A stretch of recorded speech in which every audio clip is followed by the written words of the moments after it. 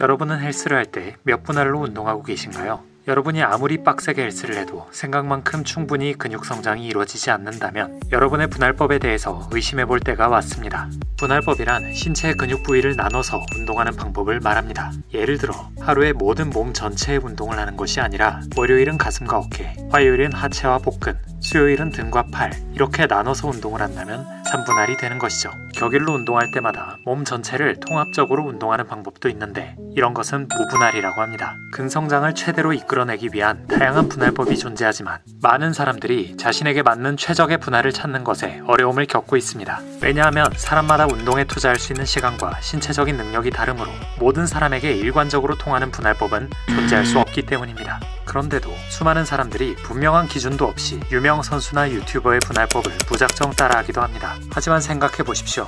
우리같이 회사 업무나 학업 틈틈이 운동을 해야 하는 사람들에게 약물 사용을 전제로 하거나 인생을 통째로 운동에 갈아넣은 그들의 분할법이 효과가 있을지를 말이죠. 그래서 이번 영상에서는 우리같이 일상생활을 살아가는 보통 사람들에게 최적화된 분할법을 찾는 방법에 대해 알아보려고 합니다. 방법은 매우 쉽습니다. 여러분께 3가지 간단한 질문을 드릴 것입니다. 여러분은 이 간단한 3가지 질문에 대답을 함으로써 자신에게 최적화된 분할을 훨씬 더 정확하게 찾아낼 수 있습니다. 그리고 그것은 여러분들의 효율적인 근육 성장으로 이어질 것입니다. 분할법을 정할 때 가장 먼저 따져봐야 하는 것은 일주일에 며칠 운동을 할 수 있는가입니다. 우리 모두는 각자 생활 패턴과 스케줄에 따라 일주일에 운동할 수 있는 날이 다릅니다. 개인의 스케줄뿐만 아니라 다니는 헬스장이 주말에는 문을 닫을 수도 있다는 점 또한 고려해야 합니다. 만약 여러분이 여러 상황을 고려했을 때 일주일에 이틀만 운동을 할 수 있다면 이틀 다 전신 운동으로 루틴을 짜야 됩니다. 그래야 모든 부위의 근육을 일주일에 2번 운동을 할 수 있기 때문입니다. 다시 말해 여러분이 일주일에 이틀밖에 시간을 낼 수 없다면 무분할로 운동해야 한 부위를 주 2회 운동이 가능하고 근육 성장을 기대할 수 있다는 것입니다. 반대로 일주일에 5일 이상을 운동할 수 있다면 분할법 선택의 폭이 넓어지게 됩니다. 평일에 모두 다른 부위를 5분할로 운동할 수도 있고 3분할 운동을 일주일에 2회 하는 것도 가능합니다. 이와 같이 일주일에 운동을 할 수 있는 날이 많아 다양한 분할법을 선택할 수 있는 경우에는 어떤 분할법이 가장 적합할까요? 다음 체크리스트와 함께 얘기를 해보겠습니다. 다음으로 고려해야 할 사항은 여러분의 운동 목적입니다. 예를 들어 여러분이 체지방 감소를 목적으로 운동을 한다고 합시다. 어떤 분할법을 사용해야 할까요? 이럴 때는 분할수를 낮춰 무분할로 운동하는 것이 도움이 될 수 있습니다. 복합 다관절 운동은 많은 근육들이 참여를 하여 시간당 칼로리 소비가 높고 많은 에너지를 소비합니다.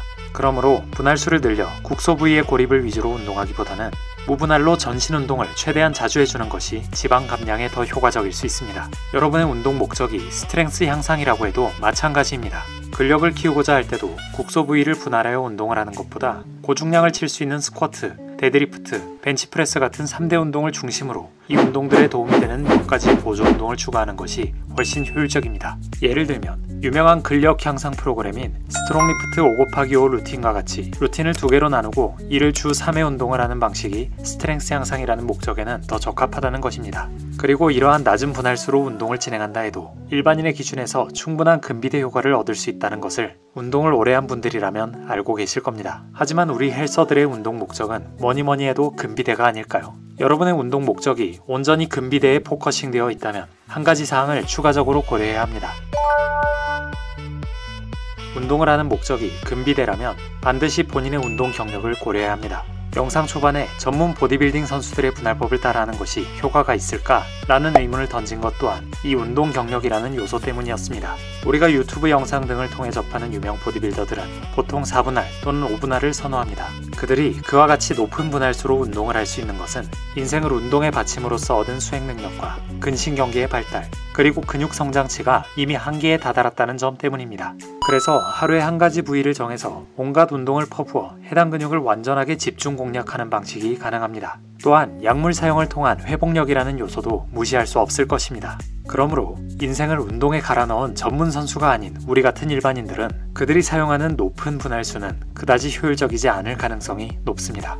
이는 2016년에 저항 훈련 빈도가 근육 비대에 미치는 영향이라는 주제로 연구한 결과를 담은 브래드 쉔펠트 박사팀의 논문과 2018년에 같은 주제로 진행된 베티나 카스텐 박사팀의 연구 결과 등에서 한 주에 같은 부위를 2회 운동하는 것이 근육 성장에 효과적이다 라는 내용을 공통적으로 말하는 것으로도 알 수 있습니다.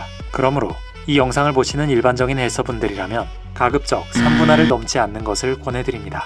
3분할 이하로 운동해야만 근육의 회복 시간 48에서 72시간을 고려했을 때 일주일에 2사이클을 돌릴 수 있는 것이고, 이런 방법이 한 주에 같은 부위를 2회 운동하는 것이 근육 성장에 효과적이다 라는 연구 결과에 가장 부합하는 것이기 때문입니다. 물론 여러분의 운동 경력이 수년차 이상으로 넘어가서 부위별로 극한의 강도까지 운동할 수 있다면 3분할 이상의 분할법을 시도했을 때도 효율적인 근육 성장을 기대해 볼 수 있을 것입니다. 그러나 여러분이 평범한 일상을 살아가는 보통의 헬서라면 이번 영상에서 질문드린 내용들을 꼭 고민해 보시고 자신에게 맞는 분할수를 선택해 보시길 바랍니다.